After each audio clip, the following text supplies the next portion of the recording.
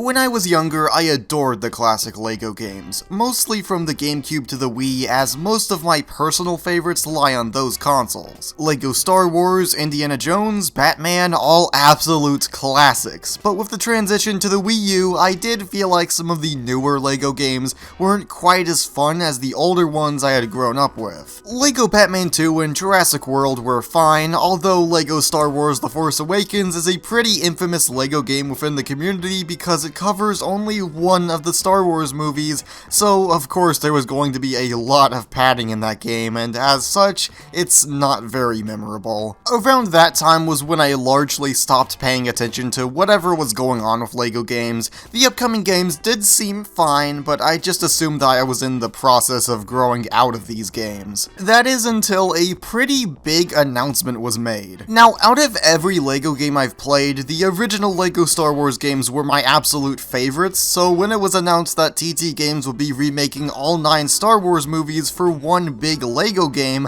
I was just through the roof with excitement. And boy, let me tell you, this was a very hard game to wait for because every trailer made this game look just incredible with its updated combat, several planets to explore, and completely remade levels, among other things. But here's the question of the hour: does LEGO Star Wars The Skywalker Saga live up to the hype? Well, join me today as I take a look at this reborn classic. So, the Skywalker Saga is a much different game compared to the complete saga by all accounts, for better or for worse. By no means am I saying the Skywalker Saga is bad, but there are some things that I kinda wish were handled differently. One of the biggest issues I have with the game is that the pacing of each episode is very awkwardly fast at times, with some cutscenes seemingly cutting into a completely different scene just out of nowhere. As others have said, this was most likely done to accommodate for mumble mode, which if you didn't play the original games, basically it just replaces the voice acting with random mumbling and grunting noises, just like in the originals. It is a shame because I think the voice acting is really very good, with a few occasional outliers, like some of Padme's lines are just, they don't sound quite right, but the scenes fly by very quickly and it makes it a lot more noticeably awkward. I think one of the most notable points is when in episode 4, when Luke is with Obi-Wan and says he has to go home instead of becoming a Jedi, he immediately afterwards just does a complete 180 saying he does want to become a Jedi, all the while barely even showing the scene of Luke's aunt and uncle's death, which without the context of the movies before playing this game, you're just gonna be kinda confused while seeing this. Now I imagine most people have already seen the Star Wars movies, they know most of the plot beats and all that, but personally I grew up with LEGO Star Wars 1 and 2 on the GameCube, and I didn't really watch a whole lot of Star Wars, so playing the Skywalker Saga with voice acting turned on was my first exposure to what was actually going on in the prequels. To give you an idea, I thought Anakin was Obi-Wan's brother. This isn't a deal breaker of an issue, but I just think certain scenes like this could have been paced much better to show more of the important plot details. The differences in pacing do leak into the levels as well, with most levels being vastly shorter than anything from the original games or even the complete saga. I for one am all for these levels being shortened because some of the levels in the originals could overstay their welcome just a bit, but I'm not gonna lie, it's a bit disappointing that you don't get to spend just a bit more time in each level. I think the main reason why this is the case is because when you first play through the story mode, you spend a lot of time exploring the hub world, similarly to a lot of the LEGO games from recent years. I understand the game is still huge in scope, including all 9 of the movies, but I just wish some levels were fleshed out a bit more, because certain parts from the original games just feel a bit more lame in the Skywalker Saga. For example, in LEGO Star Wars 1, a lot of time is spent exploring Feed Palace, but in Skywalker Saga that doesn't happen. Instead, you just fight a couple of battle droids, and don't get me wrong, it is still fun, but I just miss having to build these like contraptions and platforms to solve puzzles like in the originals. That's something that's largely missing from the early levels in Skywalker Saga. I do feel like the pacing gets a bit better around the end of the original trilogy episodes. You have a lot more more things to build too. Just in general, I think Episode 6 is one of the best in the game. There is something to help remedy that issue though. One of the biggest additions to Skywalker Saga is the skill tree, which through it you can upgrade different general abilities or more specific class abilities. Each character is classified under a specific class. For example, R2-D2 is a proto-mech droid, and these kinds of droids have a skill you can unlock that will give them the ability to produce distractions whenever enemies approach you. There are a ton of simple skills to unlock like this one, but there's way more than just that. Now going back to what I was saying a minute ago, something that was added to sort of remedy the lack of puzzles in the story levels are the Kyber bricks. Kyber bricks are used to unlock upgrades in the skill tree that I just mentioned, and there are quite a large number of Kyber bricks to collect, over 1,000 to be specific. You can unlock them through playing the story mode and collecting mini-kits, completing level challenges, and obtaining True Jedi status, or through the hub planets. These planets you can explore typically have around 30 Kyber bricks, each one with their own challenge for you to complete. Some will be lying around waiting for you at the top of a platforming challenge, others will require you to solve a puzzle, blast some targets, turn some switches,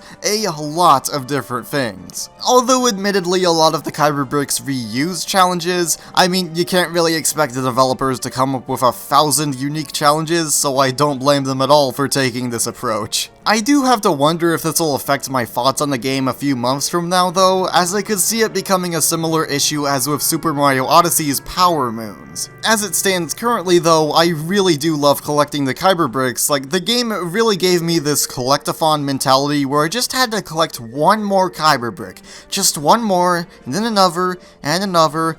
You get the idea. And the upgrades you can use them on are really satisfying to unlock as well. It just makes you feel more powerful as you continue your journey across the galaxy. Going back to the levels, another thing I wish was fleshed out more were the multiple advertised routes from the trailers. They made it seem like most levels have different routes you can take, when in reality I found maybe 3 or 5 split paths in the game, and even then they almost immediately converged back into the main path. Now again, I do understand this game was a huge undertaking, but I almost would have rather had these split paths not be in the game at all and have the extra time spent on fleshing out other areas of the levels. Moving on to something else, I mentioned at the beginning of the video that I was looking forward to the updated combat the game has to offer, and honestly, yeah, it's super fun. I've seen some clips online that misrepresent the combat as being super in-depth and crazy, like some kind of Devil May Cry nonsense, when in reality, at its core, the combat is still largely just button mashing. I think what makes the combat in this game more fun though is the addition of combos, which aren't as elaborate as it may sound, but the animations that play out just make it a lot more satisfying to me.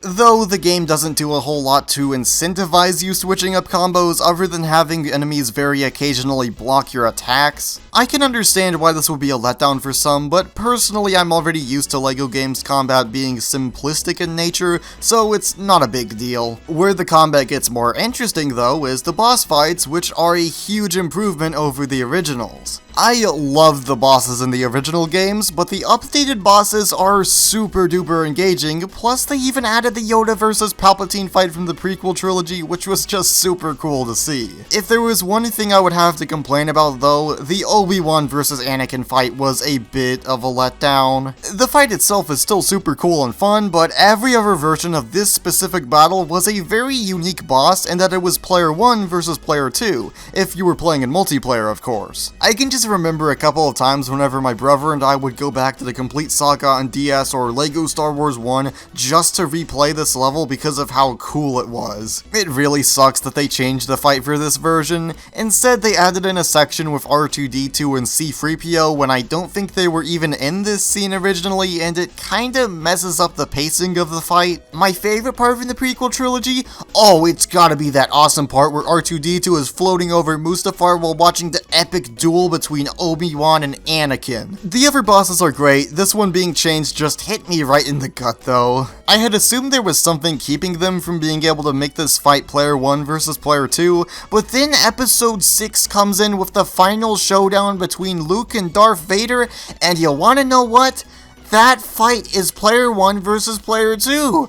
Dude, I have never been so happy to see a boss fight, but at the same time, did the duel on Mustafar really have to be messed up because of it? I mean, don't get me wrong, it's still really cool, but I'll never understand why they changed that fight. I just want to hope and pray for the unlikely chance that the game gets an update to change the fight, like, please? But for real, I guess that's just about everything I wanted to say about the game. LEGO Star Wars The Skywalker Saga is a huge game with a ton to do, a lot of Kyber bricks to collect, characters and ships to unlock, heck, you can even unlock and explore the Death Star. I haven't yet finished the game as of writing this, but I'm sure I'll be hooked to the game for quite a while with the amount of things you have to do. It's really difficult to say if I'll end up preferring this game over the originals, mostly due to a few of the issues I listed with the level content and pacing. While I do have my issues with the game though, I've been having a blast playing through each episode and exploring the different planets. That might sound kind of contradictory to some of the other things I've said in this video, but this is the kind of game that holds a lot of nostalgia for me, so give me this one, please. There's a whole new generation of kids that will likely grow up with this as one of their earliest games, much like I did with LEGO Star Wars 1 and 2. And I can only hope that the Skywalker Saga will give them as much to love about the franchise as the originals did for me. Well, I'm Wyrlwind, thank you so much for watching, and I'll see you all in the next one. Later! Welcome to the outro. Let me know what you thought about Skywalker Saga in the comments, and maybe subscribe or like the video if you enjoyed this little thing. Maybe, I don't know.